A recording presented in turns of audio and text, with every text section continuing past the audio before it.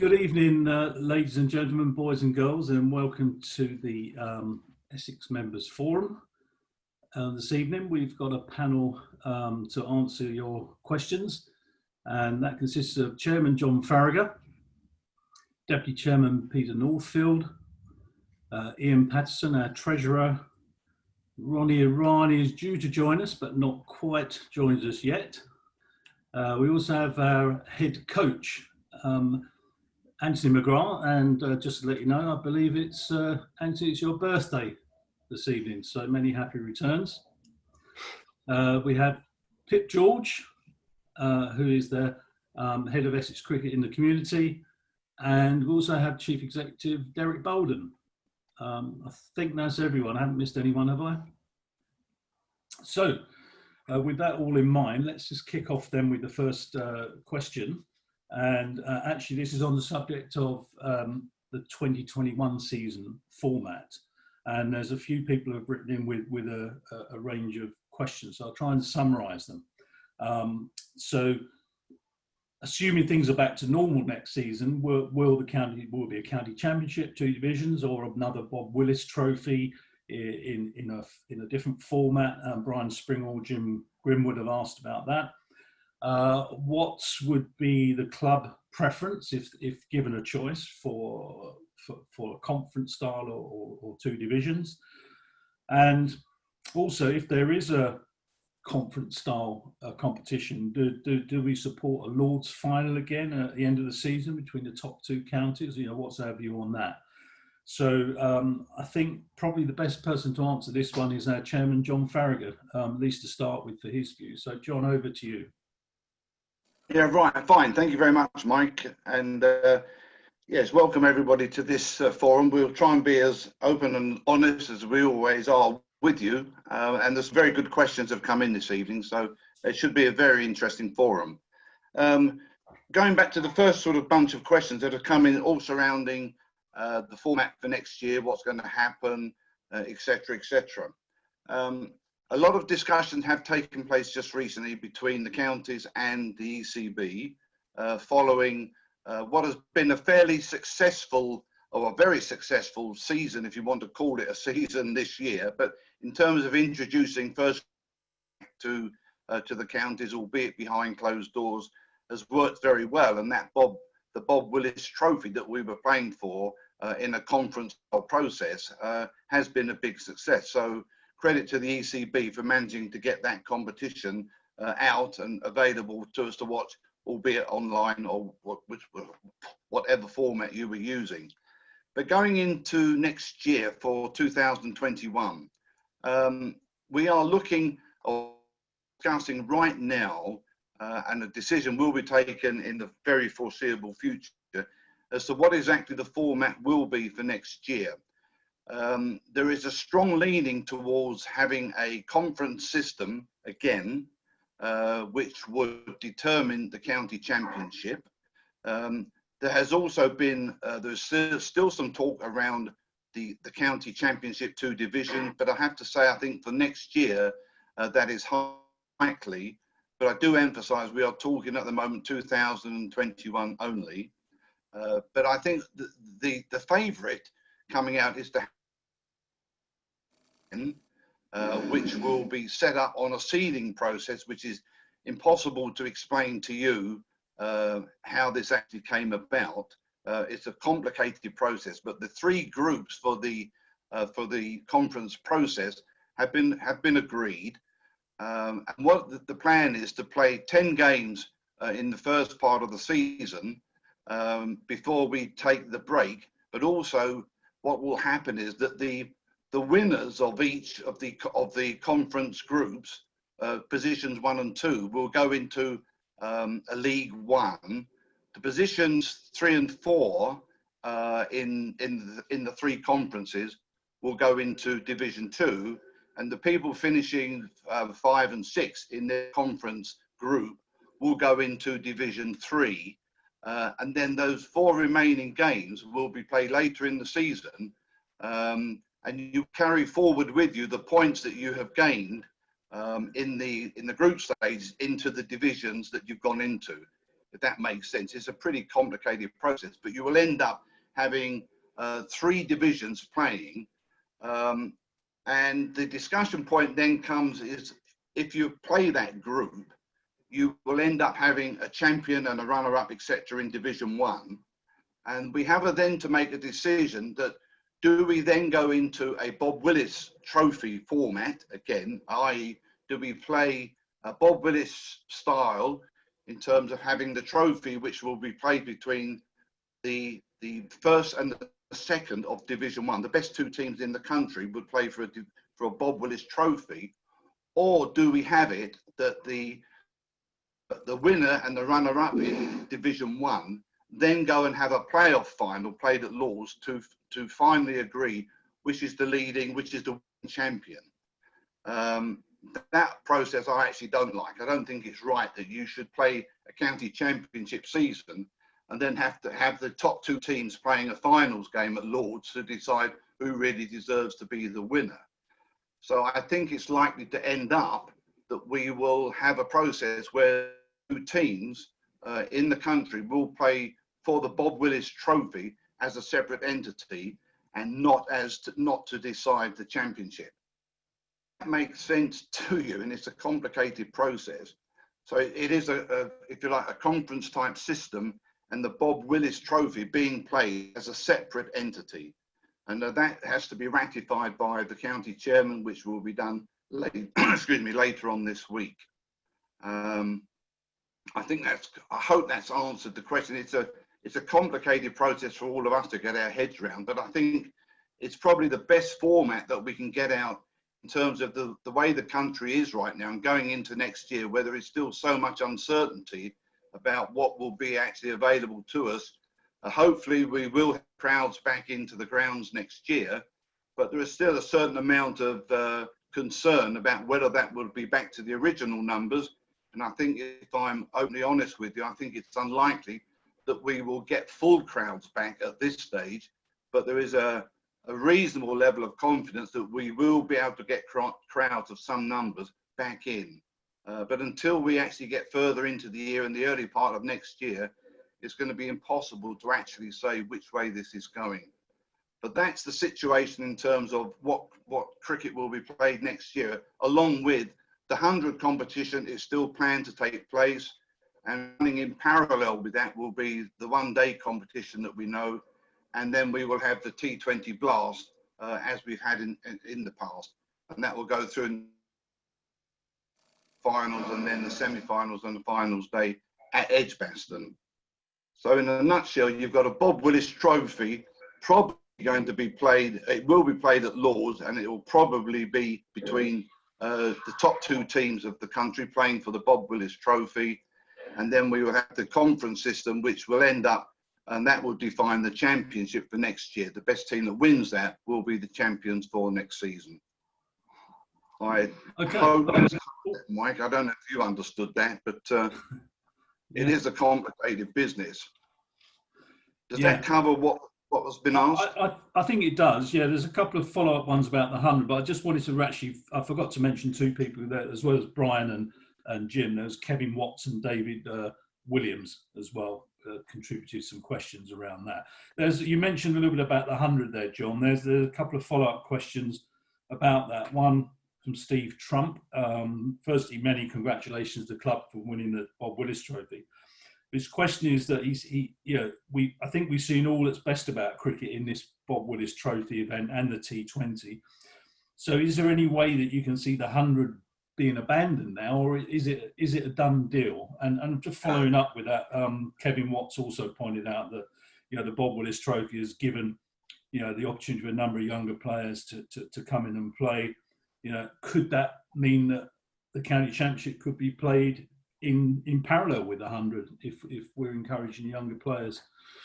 Well, to play let me tell you, for next time, do remember we are only talking next season, because there will be discussions taking place in terms of the format going forward for 2022. We are seriously, this is only 2021. The 100, there's no way that the current layout is going to change. So another 100 competition providing that the conditions that we are able for the competition to take place will take place. As we know, it's structured. There will be no change to that. In terms of running the county championship alongside that will not be the case. The cricket are scheduled into the country, into the game. It's just not possible to do all these things. So how it will run, the 100 competition will take place, pandemic conditions provided, but it will take place, and the county championship will not run parallel with that. It will be the 50 over 1 day competition. Okay, thanks, John. Right, let's change topic now and change panelist as well. So we're moving on to a number of series of questions about membership, which of course is fairly hot topic. So turning to our Deputy Chairman, Peter Northfield, to look to start to answer these ones anyway. So the first one is really looking at the approach to membership for next year. Mike Stringer has asked, when will we find out about 2021 membership? Mark Byfield has asked, about whether the club intend to take the same approach as 2020 and retain membership fees regardless of whether members can attend live cricket. And also Keith Page has put a comment in regarding committees considering, I think he might mean maybe suspending the renewal deadline or something to give people more chance to consider their options for next year. So Peter, over to you.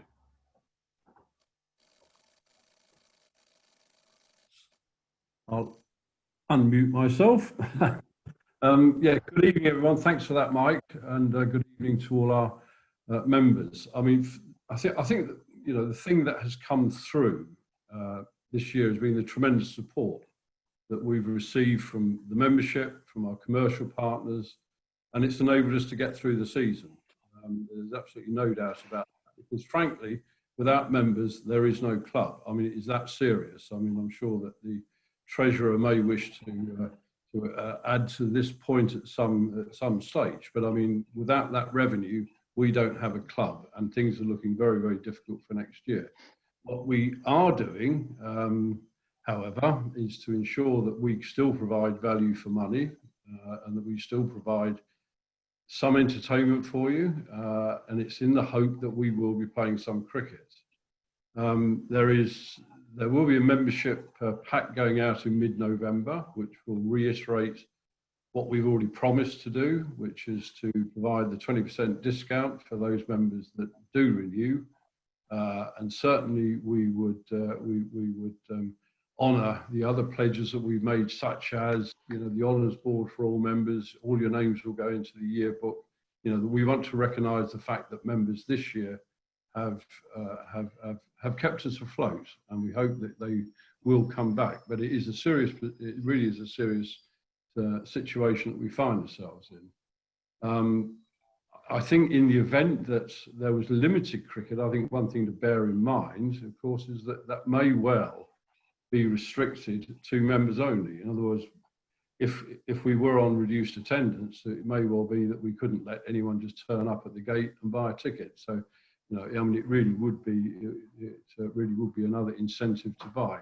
What we are doing is delaying the direct debits. We won't be taking them in January because the situation is changing all the time. And I think it's only fair that we give people that opportunity to be able to consider whether they wish to join next year. I think we'll have a clearer position. In fact, I'm sure we'll have a clearer position come the new year. But who knows? That we can't predict that at the moment. We will be surveying all members, which that is in hand, and that will be going out towards the end of November. So it's your chance to give feedback, what you want from us, how we've managed this year, and how you expect us to manage next year. As I say, the loyalty is not taken for granted. We appreciate it. It is the lifeblood of our club. And without that loyalty, frankly, there is no club, as I've already said. But, it is a changing situation all the time. we've made what I think is a reasonable offer. Others may disagree, and I'm sure some people would probably go further and say it isn't a reasonable offer. But we are doing what we can to ensure that you get benefit from your membership, and it is a membership of a club. It isn't a season ticket, as we've often said. But yes, that we want you back. We won't be taking the direct debits. We will give you that opportunity to make that consideration when I think things will be clearer.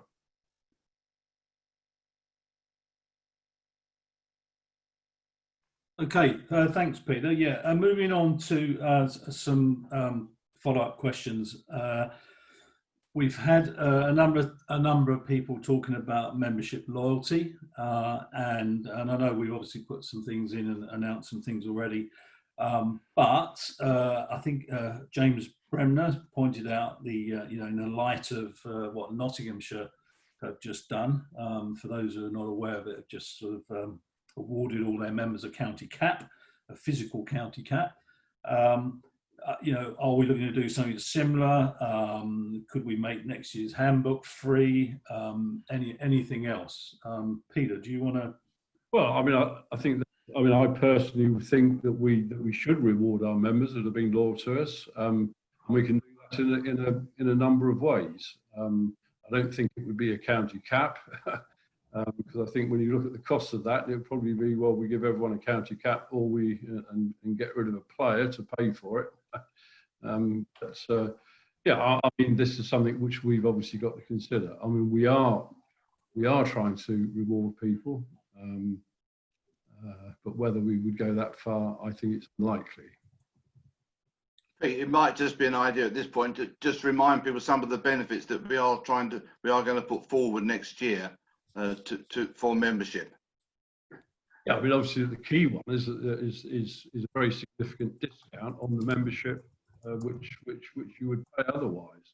I think that probably, if it's coming down to money, and you will still receive all the other benefits that you get from being a member. But I mean, obviously, that you'll get you'll get everything that you get this year.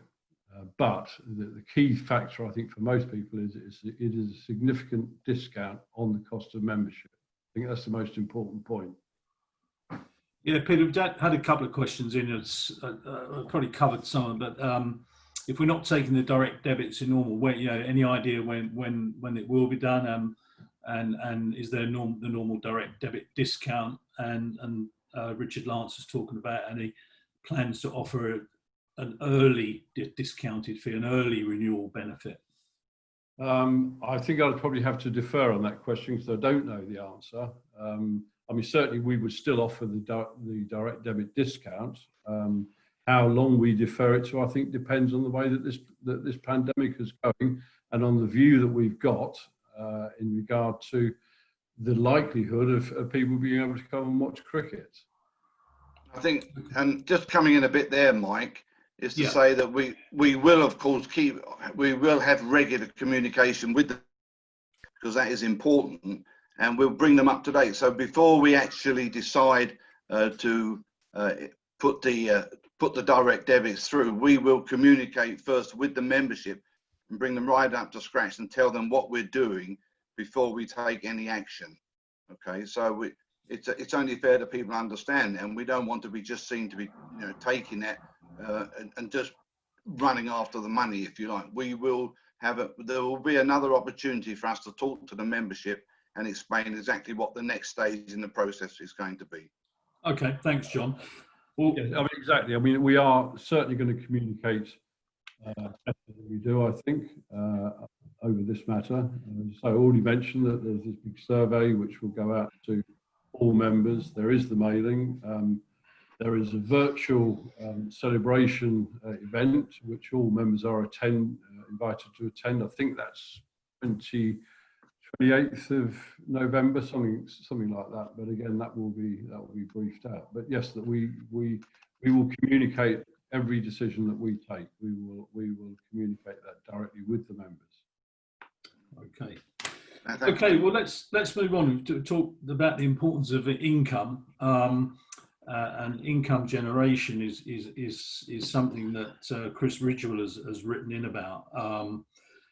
Which, what plans do the club have to generate income if playing behind closed doors continues next season? And he does add, encouragingly, from my point of view, I'd be gladly renew my membership for 2021 without guarantees, and hope the majority of others would too. So, Derek, I think maybe Derek and our treasurer Ian Patterson would probably like to comment on this one. Yeah, I think Ian, I think you're kicking off, yeah. I think, Mike, I'll jump in here if I could, please. Before I do, happy birthday, Mags. And once again, congratulations to you and the team on a wonderful, albeit abbreviated season. Ladies and gentlemen, I want to echo the thoughts of the Deputy Chairman and Chairman, and thank you ever so much for your continued support. It really is important to us. If I were to go back in 2 or 3 years' time, we generated approximately 70% of our own income ourselves, the rest coming from the ECB. This year, because of the new 100 competition, we were planning on that becoming roughly 50-50, 50% of our income coming from the ECB. And as it's turned out and transpired, 71% of our income this year will be derived directly from the ECB, and the residual 29% from people on this call today and our business sponsors. So thank you very much for staying with us. It really is important. I think before I talk about income generation behind closed doors next year, I think I just would like to take this opportunity to point out where we're kind of heading to this year. We had originally anticipated and planned for a relatively small profit, somewhere in the region of 300,000 or 500,000 pounds. This is partly on the back of the new 100 competition starting up this year, which of course ultimately did not happen. Due to a number of factors, we're clearly not going to make that profit this year. We're going to predict and project a very small loss, somewhere in the region of 200,000 to 300,000 pounds this year. We've been fortunate, very fortunate, in the ECB stepping up. We'll talk about membership and we'll talk about sponsorship. The ECB have stepped up and paid us our money this year. They've also paid us for the 100 competition that did not occur, for which we're very grateful. We've taken advantage of the furlough, the government furlough scheme. And of course, because we hadn't been able to have fans come to matches, we've been able to avoid certain costs as well. And we've taken advantage of that as well. So the impact in 2020 financially is somewhat muted. We've probably gone down from a projected profit of 400,000 to 500,000 pounds to, as I say, a 200,000 pound loss. I think Peter or John mentioned earlier, we are facing a very difficult 2021. That's going to be a very hard year. I can't really even see where that's going to land at this moment in time. There's still some mileage to go. How bad's the second wave going to be coming through into sort of Easter, February, March, April time next year? Can we get fans back in the ground? Makes a massive difference. But we will keep you updated as we find out what next year looks like. It does look like being a tough year. The question specifically was, what plans do we have to generate income if indeed we're playing behind closed doors next season? Well, I sincerely hope we're not. I really, really hope we're not, because our revenue generating options are very, very limited. It just goes to show what a weird year this has been. If you asked me 8-9 months ago, 7 months ago even, what I thought about income generation, I would rip your arm off and say it's all about non-match day revenues. It's all about building, the capacity for bar mitzvahs and wakes and offsites and weddings and all the stuff that happens on the 250 days a year when we're not playing cricket at Chelmsford. And in that respect, that was perceived wisdom. It came crashing down on the 23rd of March this year. And there are counties out there who have very, very successful historically put in place models for non-match day revenue, who've suddenly seen those income streams dry up completely. And in fact, the costs are maintained. They've got the debt to service. They've got the facilities to maintain as well. So non-match day revenue, from being the holy grail, has now become a massive problem to clubs such as ourselves. Fortunately, we don't have massive overheads relating to that side of the equation. It was an opportunity. That opportunity right now has been kicked into the long grass. I'm sure we'll come back to it down the road. I think when it comes to income generation, I should just mention the return to cricket and clearly how well that went on our behalf. The amount of effort that went into it on everybody's behalf to get that up and running and how successful it was generally. We have a second order income stream coming from that, which is of course our ability to support the ECB in its efforts to stage first class and international cricket, which has been done very successfully in recent weeks. And of course, in so doing, that helps to secure the future of cricket in the country. We, of course, being a shareholder in the ECB, we benefit indirectly because those funds that they are able to secure ultimately flow down to the first class counties and beyond. So I don't think it was income generation. I kind of think of it more as income protection, protecting the income that's already in the game to the best of our efforts. And actually, it should be pointed out that the return to cricket actually cost us quite a lot of money. You know, there were extra costs associated with taking players off or taking people off furlough schemes earlier than we otherwise would do. Then, of course, there's extra costs with staging games, extra PPE, more hotel rooms, and so on, so on, so on, so on. So our commitment to income generation in this year has been second order. Let's support the national effort to get cricket back off the ground, and it was very successful. Other than that, you know, we look at our cost base. We're going to more on that, you know, as we get into next year, and we talk about, you know, how we're going to balance the books and what we're going to do. But income generation is very tough. And to echo Chris's point, you know, I'm a member as well, and I absolutely view my membership as a membership of a club rather than the season ticket holder. So we're very grateful for you guys to hang in there, to continue to support us. It is important. It's £500,000 of income to us each year. You see that in the annual accounts that go out to you. That's a big chunk of money, and you know, it's very important that cash flow keeps coming in. Mike, you need to unmute yourself, Mike. That would be very useful, wouldn't it? Yeah, well, for some of us, not all of us. Yeah. Derek, anything to add or around that?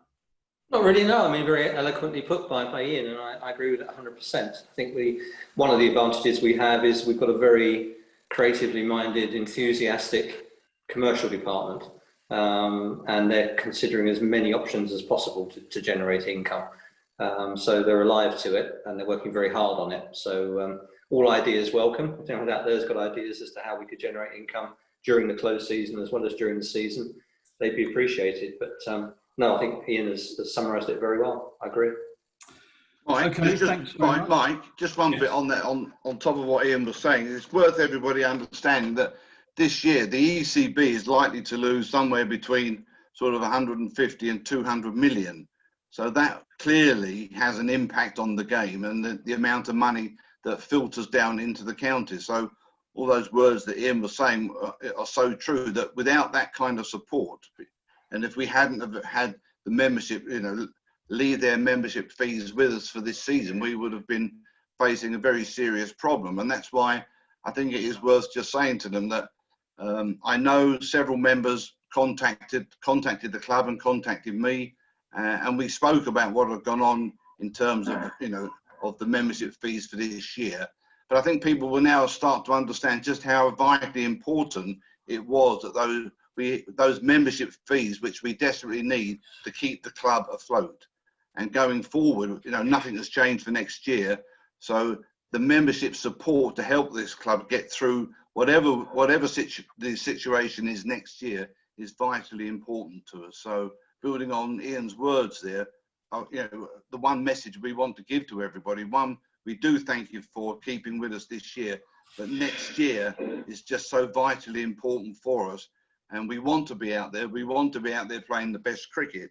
And the support of all of our loyal members is absolutely key to the success of this club. So we do need the support of everybody. Okay, thanks, John. That probably sets things up very, very nicely now for some questions, some cricket-related questions. So, Anthony, we can welcome you to the forum. And thank you. Quite a number of questions lined up for you. And once again, happy birthday and congratulations for another wonderful success this year. So, you know, the first question really from Mike Stringer. You know, how have the players found this unusual and truncated season? I think, like all the guys are saying, it's just been so unusual, and different players struggled in different ways. I mean, I think just echo what Ian said, that, you know, the whole club was sensational in getting cricket back on. I know there was a lot of hours put in, and, you know, we came back probably a week earlier than most counties, which gave us a little bit of a heads up.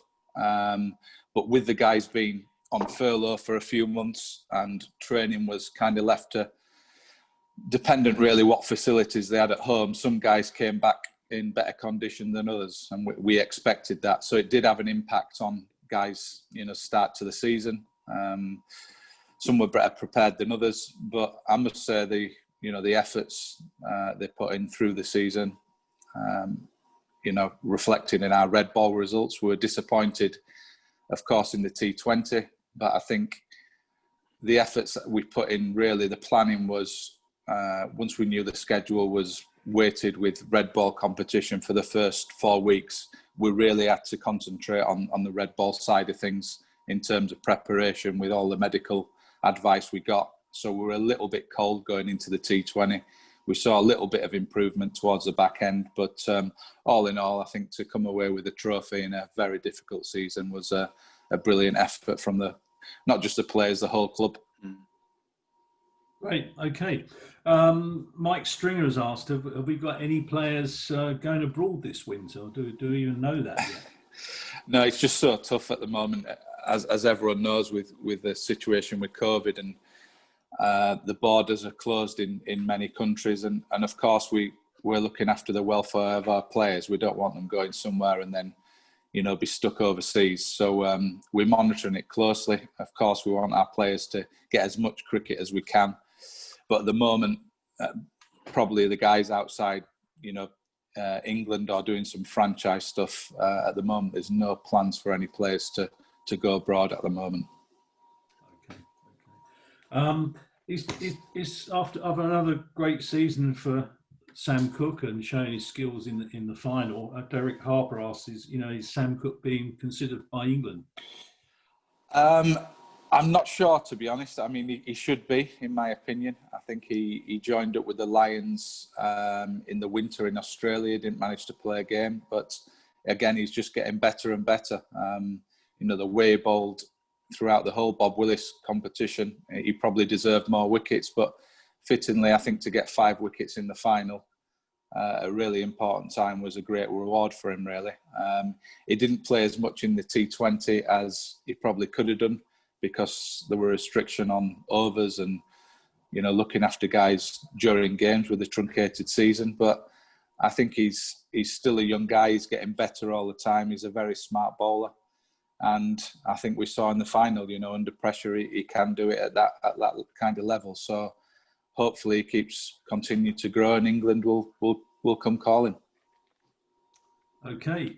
Turning to another player who I'm a particular fan of, Mark Bryant asks, you know, how important do you see the role of Paul Walter next season? You know, after a fantastic season in both formats, and will he get more opportunities of opening in red ball cricket? Yeah, I mean, talking of the lockdown and coming back, Paul was one who was struggling more. He contracted the virus, unfortunately, so he was well behind, and at one point we thought he wouldn't be available until the T20, but he took his chance with a bat. Obviously, we were missing Dan Lawrence, so he came into the side, firstly in the middle order, but then he's opened for the second team. And I think the way he played in all forms has been absolutely brilliant. One thing he's working hard on in his bowling, so I think he's wanting to be that all-rounder. We know that Tendo probably is not going to go on forever as much as we want him to. So I think we see him ideally as a replacement in that position, you know, 5-6 and bowling some overs. But as he's shown, he can certainly open the batting, and I think that's a good option to have. I think the more he bowls, it's going to be difficult to open and then, you know, bowl 12, 15 overs in a day. So, yeah, we probably see his long-term plan as kind of that all-rounder for the team. But if needed, as he's shown, he can certainly open. But, you know, the form is shown, he certainly will be a regular in our side if he continues to develop as he is. Okay. A few different queries I'll try and wrap up and associate somehow. Is to do with our batting lineup. I know we've been asked this before, but you know, David Williams as sort of asking, you know, looking at our batting line, red ball cricket, you know, bearing in mind we have got players coming up, you know, retiring, and of course Ravi left last year. You know, that, you know, do we need to strengthen our batting? You know, acknowledging we've got financial constraints, and adding in a query that came in from Ken Brazier, which was obviously we've done largely without overseas players this year. Obviously, there's a big cost involved with them. Is that something that comes into the reckoning? Roy Ludlow also chipped in on that subject. So, you know, basically all around the batting, looking ahead with retirements coming, what are our options with finances and overseas players? Well, in terms of the batting, I think firstly, you know, individually we've been doing player reviews at the start of this week and the back end of last week, and I think all the batters realise their individual numbers, they want to improve them. We're always looking at how we can strengthen the team. As you mentioned, probably, you know, Alistair Cook and Ryan Tenduscarter are coming towards the latter end, so we're looking at, you know, who could potentially replace them from within the squad, I think, first. You know, you mentioned Ravi leaving, James Foster's left, who was very successful with the bat. But what I would say, I think there's got to be a little bit of context to it, because I think we've won now 10 games on the trot at Chelmsford, and apart from the game against Kent this year, we've outscored the opposition every single time. So I think there's got to be, as I say, that taken into context. I think if the opposition were scoring 600 and we were getting 200, then I think there's a default in the batting lineup. So the pitches, I think, at Chelmsford have been good cricket wickets, and we've managed to win there. But we've seen when we've gone away from home on good wickets, last season at Notts, we got a big score. This season at Arundel, we're 249 for 3. And in the final, you know, against what people tell me is the best tack in the country, Somerset had not conceded 200. We were 340 for 8 and had to declare because of the 120 over rule. So my point is, within the squad, I think we've a good batting lineup. We've seen Feroz Cushy come in this year and do well. We've mentioned Paul Walter, with people like Robin Das coming through, Michael Pepper. So we're hoping that, you know, one or two of them will come in and, you know, fill the shoes of the older guys. But of course, look, we're looking to improve, and if someone does come available and finances allow, then I'm sure, you know, with the guys in the cricket committee, we'll discuss it and we'll look to see how we can improve the team. Okay. And just, well, very relevant, but I think I'd separate this one out, particularly because this has come from Lorna Piper, who I'm told is celebrating 50 years of Essex membership. Congratulations. So, and she's passed on her congratulations to the team and all involved in winning the Bob Willis Trophy and cementing our reputation as Red Ball champions. You know, what plans, if any, are there to strengthen the squad in 2021? I know you sort of partially covered that, but I wanted to separate that out, and especially to give a call out to Lorna. Yeah, I mean, look, it's difficult as we've been chatting through the forum tonight with the finances. We don't know where we're going yet and how affected we're going to be. From my point of view as coach, I think to get everyone signed up within the squad is a real statement of intent. It's keeping the squad together, you know, in difficult times. It gives us a real chance to, you know, as I said, develop our youngsters. Looking further than that, I mean, we're always having conversations about, you know, how we can improve the squad, but I think it's difficult at the moment to really give any names or what we're looking to do, because, as I said, we just don't know where the game or where the world's going to be in 6, let alone 12 months. Yeah, fair enough. Okay, thanks for that, Mags. We're going to move on to some questions now about the ground, which I'm going to. So, Derek, I think I will get you this time. Yeah. So, firstly, are there? I'll pair these ones up. Actually, are there any more ground improvements planned this winter? And indeed, does the club intend on resurrecting the major development plans? Yeah, I mean, there certainly is a plan to resurrect the major development plan. We're talking to a developer on a limited basis at the moment, together with the City Council. We're in limbo, as many businesses, many organisations are, but certainly the ambition is to develop on part of our site, to repurpose that site and to redevelop the ground, albeit as a state-of-the-art, what's commonly known as Cat C ground. We're not going to build a stadium as such, but what we do want is a state-of-the-art county cricket ground, and that's still our ambition. So whether that's a year or 2 or 3 away is largely dependent on broader economic factors, as well as the pandemic. In terms of work on the ground over the closed season, there'll certainly be a lot of tidying up, a lot of painting going on. I think the toilets in the scoreboard or below the scoreboard will be refurbished. It's important, I think, that we're ready for a limited crowd next year, and in order to accommodate a limited crowd with distancing, those facilities do need to be improved. Obviously, we did quite a bit of work on the Rivergate entrance, although we couldn't actually get around to letting anybody in, sadly. But the Rivergate has been completely finished, as have the floodlights, which are now completely operational. So there'll be very limited tidying up. There'll be probably some work done on the toilet area, as I say, underneath the scoreboard. And longer term, we still wish to create a state-of-the-art county cricket ground, and that's the ambition. Okay. Just a follow-up question here from, by the way, those questions from Mike Stringer. Robert Gray has asked if members are allowed back into the ground next season, will Meteor Way parking be available? We hope so, yes. I mean, it isn't certain. The reason it isn't certain is that there is a development plan for Meteor Way, and at some point the City Council will decide to put that into play. There's also restrictions, obviously, on parking and distancing, as well as staffing. But we'll try as best we can to ensure that Meteor Way is open, although it won't be on the same scale, obviously, as it would have been 2 or 3 years ago. Yeah. Okay. Right, I've had a couple of questions just come in before moving on to our final set of questions. So this just comes from Matt Tockley. Hope I pronounced that right. Firstly, can I also congratulate Anthony and his team and everyone associated with the club. 5 trophies in 5 years is a tremendous achievement, and other counties must be very envious, especially Somerset. But he's got a question for Ian, actually, in Patterson. Do we know what sort of returns our investments are expected to achieve this year? And do you think we have the right balance of risk and reward in respect to the types of instruments we're investing in? Ian? Okay, thanks, Mike.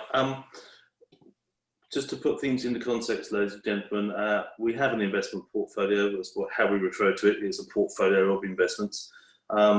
And they are managed on our behalf by James Hambro and Co. With a large degree of discretion. There are certain risk tolerances, a scale of risk tolerances, and a distribution that we agree with them at the outset, and then they go away within that mandate, and they manage those funds fairly autonomously. The fund was worth £1.5 million as we entered 2020. And for those of you who have attended AGMs over the years, you'll have seen that I think a number of years ago it was £1 million, and it's accumulated. Some years we have a small dip, and many more years we have a bigger increase. We made money on it last year, about £100,000 if I remember right. In 2020, things were sailing along quite nicely until the dreaded 23rd of March. And along with every other fund in the world, we tanked 15–20%. Good news is, ladies and gentlemen, as at last night, that fund was valued at £1,475,000. So overall, we haven't actually lost more than £25,000. Clearly, past performance is no indicator of future outcome. And there is volatility in that number, of course. The second part of your question, I seem to remember, was about the structure and construction of the portfolio itself. It's very risk diversified. It changes from month to month, week to week. But something like 20–25% of it is in government stock and gilts, and sort of what you might call very safe sterling denominated stocks. The rest are distributed around the globe. We don't have a concentration in any one particular domain. We do have a fair chunk of foreign exchange exposure on that, but actually the irony is that foreign exchange tends to counterbalance the movement in global stock markets. So what you lose on the swings, sometimes you gain on the roundabouts. This has definitely acted as a bit of a softener of the volatility in that portfolio. Ladies and gentlemen, we're not in the business of wealth creation. That's not the function of Essex Cricket Club. So when I use the name investment portfolio, we're not there to generate wealth. It's simply a fund that we happen to view as our life support, as our final reserve, so to speak, a rainy day reserve. That's how we think of that. It just happens to be invested in the stock market because, frankly, investing in the money markets at 1.52%, when inflation's running at 2.25%, just means it's a decaying asset. Putting it where we have put it over recent years, in third-party hands, managed to a high standard and a properly FCA regulated standard, seemed like the best option we could have at the time.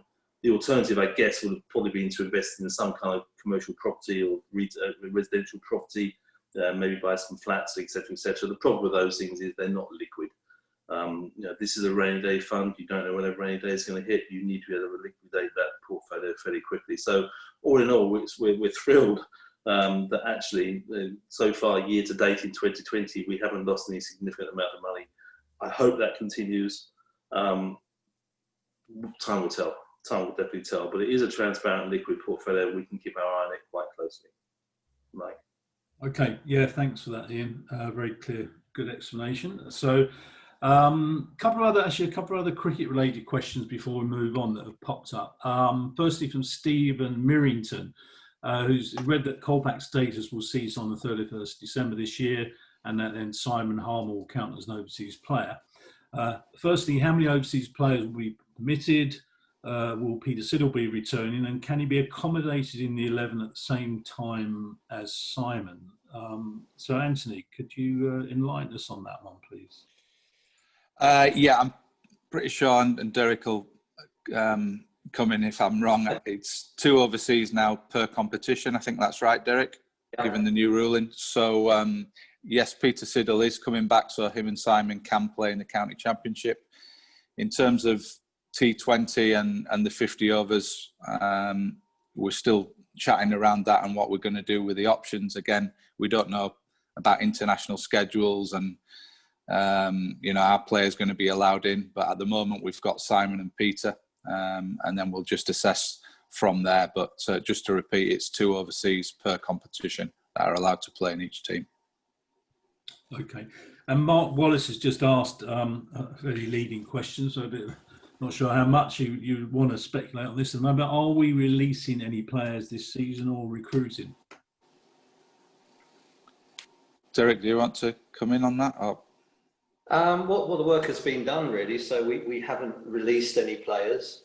Rishi Patel has obviously gone to Leicester, and we won't be bringing in any more players. So the work is really done in terms of the squad for 2021. Okay. Right. Well, actually, while you're on, Derek, I think the next section of questions all around staff furlough. So this is coming straight at you. And there's a series of points this. So questions all relate to the furlough of staff during the pandemic.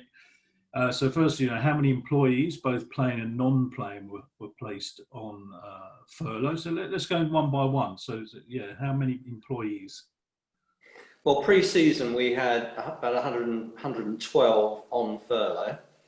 That left about 12 working full time. That changed obviously during the season where we had about 60. Because obviously the playing staff and the coaching staff came back, as well as match day management staff. So we certainly took advantage of furlough for sure. And that same number have now gone back on furlough for the month of October. Oh yeah, so that's the next one. Yeah, are any still on furlough? And if so, what happens to them when the scheme ends? Well, when the scheme ends, they come back to work, obviously. But we're also now looking at the latest job retention scheme that the Chancellor announced a week or so ago, and we're putting plans together for staffing during the closed season as well as leading up to the next actual season. Yeah. Okay. So also, did the club top up wages over and above the amount received from the government? We did that each and every month for all staff, players and non-playing staff. And we believe that was the right thing to do. We could afford to do it during the last 6-month period. And we believe that was the right thing to do for our employees. So we did, yes. Okay. And lastly, these are all by John Lipscomb, by the way. Will there be any redundancies as a direct result of the pandemic? Hopefully not. But as I say, we're reviewing the next 12 months in terms of the latest job retention scheme. It is going to be a tough year, as we know, and many of our panelists have commented on already. So we can't rule it out, but we would try our utmost to not make redundancies for obvious reasons. Yeah. There certainly is a on hiring, so there won't be any new hires coming into the club. And if anyone were to leave the club to pursue another career, then I think replacing them may be something we think about long and hard. But hopefully we can avoid redundancies, but I can't promise that. Okay. Now I see Pip sitting up there. Not had any questions, Pip.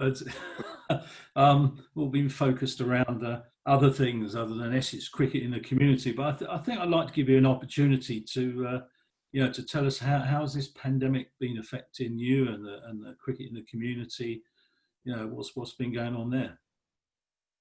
Thanks, Mike, and good evening, everyone. Yeah, it's been a remarkably good season in all. We didn't start until the beginning of July, but we had a lot of cricket played after that time. Most, but not all, leagues played their fixtures. It was a different type of league set up, but it was very competitive and worked well. The county cups for youngsters took place. And all in all, it was a really good season. It lasted a bit longer than the recreational season normally does. We went a couple of weeks longer in September. And as it happened, I think we got the timing about right, because I think it's been pouring with rain almost non-stop since we stopped playing. But it was very enjoyable. And I would commend to people who haven't seen it yet an excellent video which the ECB have put out today called The Wait, which deals with the season as a whole, not just recreational cricket, but it covers recreational cricket and the professional game. It's narrated by Mark Butcher. It's quite short, but it's available on the website, on the ECB website. And I'd really commend it to those who haven't seen it. It sums up what a strange but memorable season this has been. And I think everyone connected with the game, and obviously the ECB have played a big part in this, can be really proud that there's been as much good cricket as there has been. All right. Well, I'm Great. Right. Well, look, we've pretty much exhausted all the questions now. I wanted to just something that's come in the chat from Roy Ludlow, who's asked one of the questions earlier, and he just passing on once again, many congratulations to Anthony and the players on a superb victory in the Bob Willis competition. And I just wanted to know, he's saying it's a pleasure to be a member of such a great club, and I'm sure the great majority of members will stick with it. So. And he's shared his own sentiments on his views on membership. So thanks very much for that, Roy. I just also wanted to say that the video of this will be available on the YouTube channel soon. If you want to watch it again or share it, the news with anyone who didn't get to watch it. I just think, John, you started off with answering the questions on the format tonight. Is there anything you wanted to add, just to wrap up proceedings for the evening? Yeah, okay. Thank you, Mike. Yes, look, I mean, this has been a very tough year for everybody associated with the club. And I think we've done an outstanding job in actually bringing cricket to the members, to the public, via the various streaming processes, but So on that respect, we should be very proud of what we've achieved and the direction we are heading. I mean, we remain, as always, this very ambitious club. Next season, we want to be out there playing. We want to be out there winning again. And that's one of the reasons we tried desperately, and we've succeeded in keeping the squad together. We are very committed to bringing success to the club. You know, we are in the entertainment business, we're in the cricket business, and that is right at the front of our thinking. And then supporting that, we have a great setup here. We are very aware of all the problems that we face, the cricket faces, and we're going to face them up, and we will come through this. And, you know, we will not sort of shirk away from any of the problems. We will face them front on. We will get through them and come out and be ready for the start of the season, whatever format we're playing. And if it is the conference process, which I think it will be, we will be out there. Now, we will have an ambition to be the county champions again next year. So let's all remember that, you know, because we are facing serious problems, it does not mean that we've given up and don't think that we can get through and be successful. We can, we are successful, and we will be successful next year. And if we keep all of the support that we have from the membership, we have very loyal sponsors, and everybody who comes to watch Essex when they have the opportunity, but even watching us on TVs or streaming, we are an entertaining side. We're very passionate about the way we play the game. And I think we are a great credit to the game of cricket. And long may that continue, and it will continue, because everybody here is very focused, very passionate, and they want success here. So, you know, we'll sort out, we'll get through the finances and all those issues. And everybody here we know is working flat out because we love this club. We love the game of cricket, but we are passionate about Essex County Cricket Club. It is in our DNA, and that will never leave us. And so next season, when we sit here again, and Mags will be there and he'll be holding another trophy above his head, this is the sort of thing we're aiming for. So yeah, it's hard year, but there's a lot to look forward to. So I'm excited about next year. I'm obviously not so excited about what's going to happen this winter. There's not much to do really, but we'll get through that. But we will get Essex there. Please don't anybody leave this forum in doubt that we are passionate and committed, and we will get there. Stick with us. Have a great winter. But we will be talking again when we have some more information to give you about, you know, what's going on. So we will keep these forums going on a regular basis, so you will be fully informed right the way through the winter period. Thanks, John. I just thought I'd just like to call out one or two people in the background that you don't see that help put on all the streaming and help support these, you know, the forums, and obviously the former, you know, the player forums that we've had throughout the summer. So the marketing team here and the, you know, communications, the admin team, the commercial team that sit behind the background help put these things on. You know, are just unsung heroes. In my opinion, so I just wanted to give them a call out. Yeah, and that's a good, Mike. And just one point, we should also just quickly mention there that the way we managed to stage those games at Chelmsford this year in a COVID secure environment was absolutely outstanding. We came through that without any issues. We had nobody going down with the virus, and I just think this club really stood up to it. You know, when we was faced with that challenge of sort of being able to stage cricket, everybody got right behind it, and people like Dan Feast and his team really did an outstanding job in allowing us to participate and get great games of cricket on at Chelmsford. So yeah, well done to everybody on that point. Just reiterating, Mike, what you said. I think behind the scenes we have an outstanding setup, which you're right, they don't get much of the limelight, and we understand that. But without those guys there, we would be struggling as a club. So we are very fortunate to have this sort of backup behind us, and that's why I am that confident that we will get through this winter period, because everybody wants to get through it, and we'll do it together. Team Essex. Great. Well, not a Team Essex, from Janine Duggan, the mighty Essex, and from John Salmon, just to finish, excellent updates in all areas. Thanks for all you've done in 2020. So I think with that, I'm going to close. And Mags, I'm sure you want to go off and celebrate in more ways than one this evening. So I just say, yeah, thanks very much everyone for joining, and thanks to the panelists, and good night.